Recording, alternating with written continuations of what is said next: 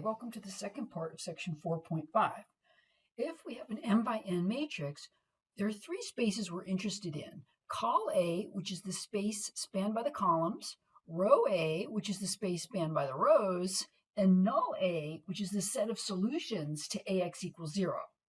So I've summarized how to find a basis for these three spaces, and we've already talked about basis for null A, basis for col A. We haven't really done basis for row A, but I've got the process written down there, and you can read it, so I'm not going to read this.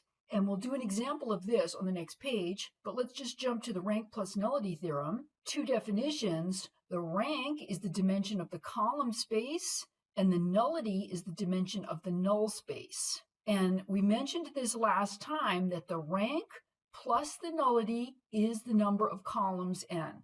The number of leading variables plus the number of free variables is the number of variables. Now this first statement, rank A equals rank A transpose, what this says is that the dimension of col A, which is the rank, is the dimension of row A because the columns of A transpose are the rows of A. Okay, so let's look at some examples. Suppose A is 5 by 8 with rank 5.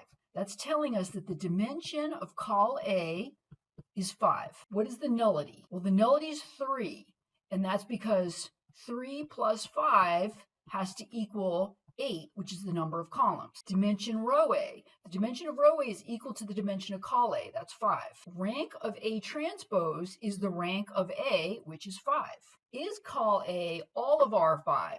Well, to answer this question, we have to know where A is going from and to. So A is 5 by 8, so it maps R8 to R5. So we see that col A is a 5-dimensional subspace of R5. The only 5-dimensional subspaces of R5 are R5. So the answer is yes. And I've got that down here, this asterisk. The only n-dimensional subspace of Rn is Rn. And the second question, is AX equal B consistent for all B? That's a yes too, because AX equals B is consistent for all B if and only if col A is all of R5, which we know it is. So this is a yes since col A takes up all of R5. All right, now let's just do a rote computation example. Find a basis for row A, col A, null A, and I've got A, and I've reduced it over here to reduced echelon form B. So a basis for row A, we want the non-zero rows of B. So I'm going to use row notation, 1, 0, -3, -6 is my first row, and the second non-zero row is 0, 1, 0, 0. Basis for col A, pivot columns of B are 1 and 2, so we want the first and second columns from the matrix A. -1, 2, 1, 2, -5, -3. All right, basis for null A. Well, we've got the reduced form of A at the top, that's B. So when I take A and augment it with 0, that will be the same, well, I'll get B augmented with 0. That will be my result. And so if we want a basis for null B, we start with, there are 4 variables. Let's start at the bottom. X4 is free. Let's call that T. X3 is free. We'll call it S. X2 is 0.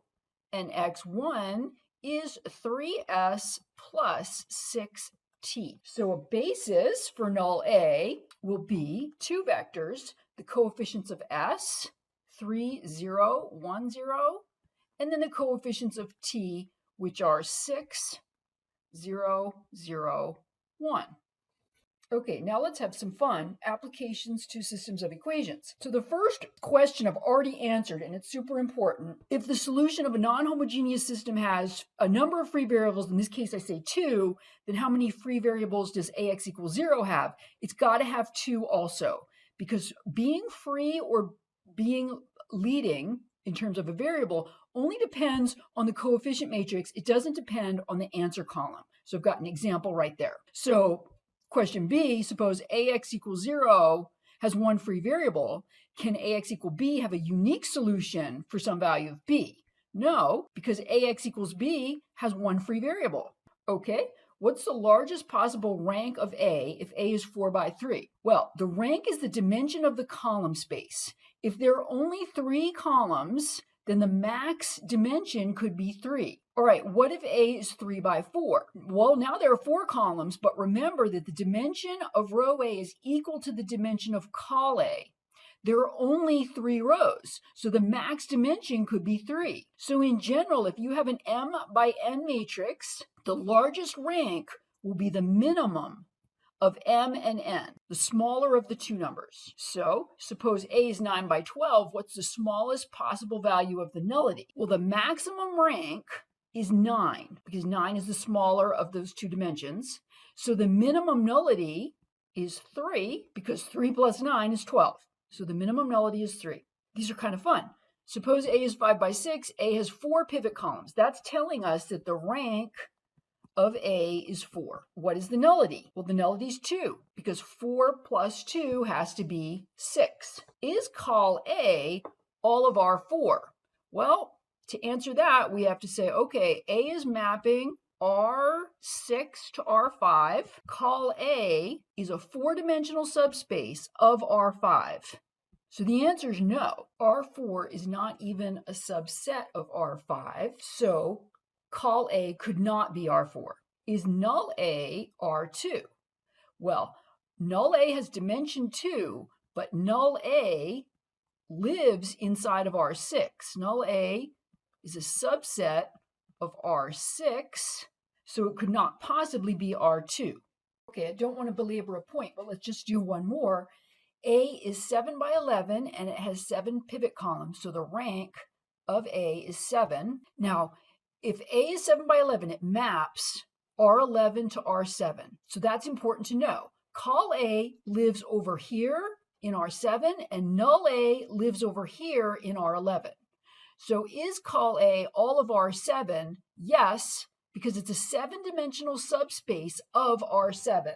So yes, col A 7-dimensional subspace of R7. The only subspace of R7 that's 7-dimensional is R7. Is null A R4?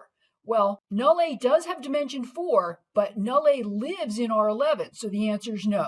Okay, invertible matrix theorem. Just added some things to the bottom. Col A is all of Rn, and null A is the 0 vector space. Now, these two statements are vector space statements, and these two statements are the corresponding dimension statements. For example, if col A is Rn, that gets linked to the rank being n. All right, so let's talk about the 4 subspaces that are of interest. I've got 6 listed here, but there's some duplications. So row A is equal to col A transpose, so we're not interested in him. Col A is equal to row A transpose, so we're not interested in him. So that leaves us with 4 spaces that we're interested in, and I want to show you where they live. So if A is M by N, A maps Rn to Rm, row A and null A live over here in Rn, col A and null A transpose live over here in Rm. And the way they live there is interesting, and we'll talk about it more in chapter 6, but I just want to give you a preview with this last example. I know you're probably getting tired, but hang in there. We've got a 2 by 3 matrix here, A, and so A is mapping R3 to R2. So null A and row A live in R3. And I'm going to find a basis for each. Basis for null A, I've already reduced A augmented with 0 over here in this red box here. So X, there are 3 variables. X3 is T, X2 is S, and X1 is T. So my basis would be 0, 1, 0, that would be the S vector, and the T vector 1, 0, 1. Basis for row A, I want the non-zero rows of B. B is the reduced matrix here, so I'm going to use it, I'm going to write it as a column vector, 1, 0, negative 1. And so what's interesting is if you take any vector in row A and you dot it with any vector in null A, you get 0. So I have a picture over here. Null A is this plane, and row A is spanned by the single vector. That's this line. That line is orthogonal to the plane. Okay, basis for call A and null A transpose, these guys live in R2. And you can see a picture over here. I've got a picture of R2, and you can see that call A and null A transpose are also perpendicular. So let me show you that. A basis for call A. Well, we want the pivot columns of B are, well, just the first one. So we want the first column of A, 1, 2. And to find a basis for null A transpose, what I did over here is I took A transpose, augmented with 0, and I reduced. And so we have two variables. X2 is free, and X1 is negative 2t. So this would be negative 2, 1, my basis vector. And again, you can see that if I take any vector in null A transpose and dot it with any vector in call A, I get 0. So again, we'll look at that more carefully later on in the course. All right, and that is the end of this section. Woo!